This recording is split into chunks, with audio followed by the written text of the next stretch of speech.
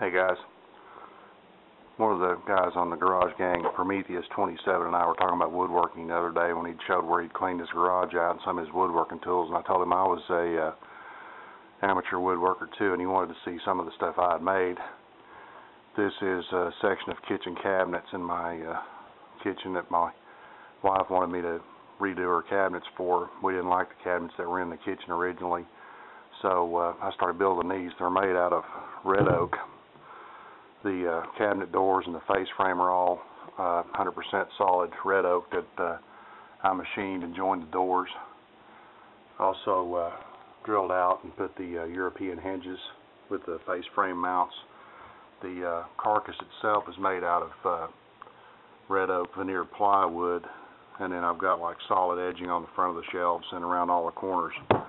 The panels are raised with a sunset pattern in them that I did on my router table with some templates that I purchased off the internet.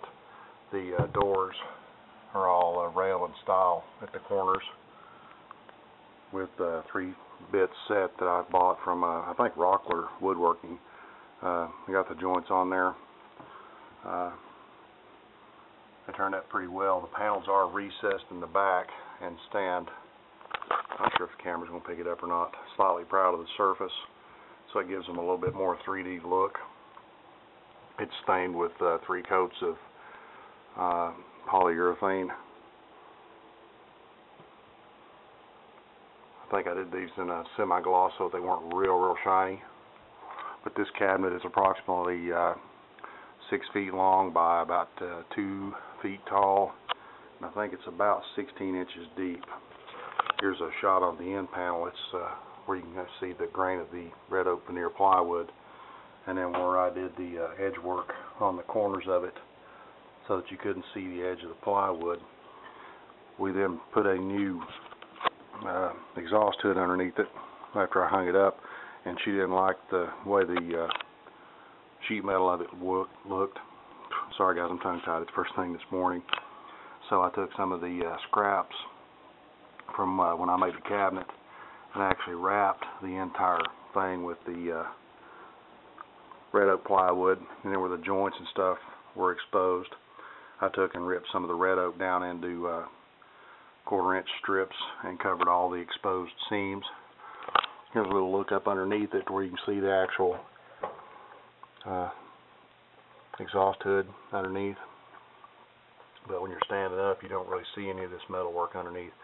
It's got a lip that kind of basically encases the bottom so that you don't see anything except for wood when you're standing back and looking at it.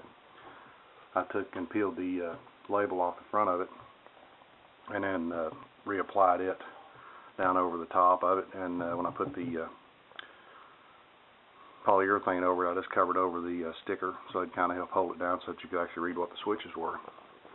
Something else my wife made, she likes to sew, and she needed a box to put all of her sewing items and stuff in, so I made this out of some I think this is poplar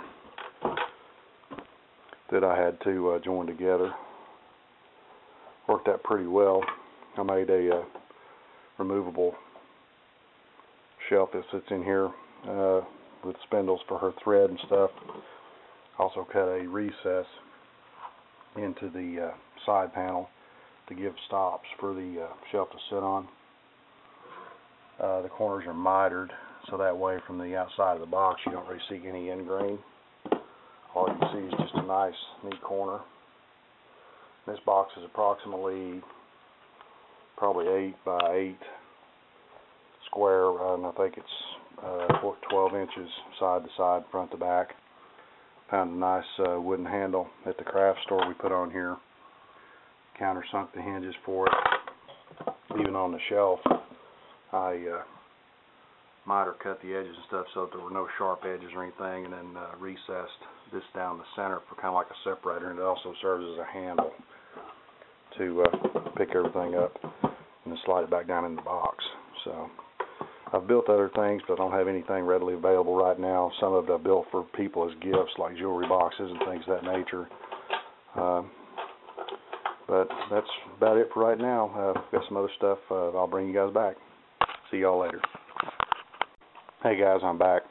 I saw where Mark over at Second Gen Garage, Fatstercat, was looking about what to use on the cracks on his steering wheel, and I had looked at some different kits and stuff that was available. I think one of them was like Eastwood and some other areas, and it looked like the epoxy that they were using was either the same as or very similar to this, which I found at Ace Hardware Store. It's a 2-part heavy-duty epoxy paste called PC7. It normally comes with a part A and a part B taped together like this, and they show a little display at the hardware store where some of this is holding like 2 pieces of plastic together, a piece of glass held to a piece of metal, and a bunch of other stuff.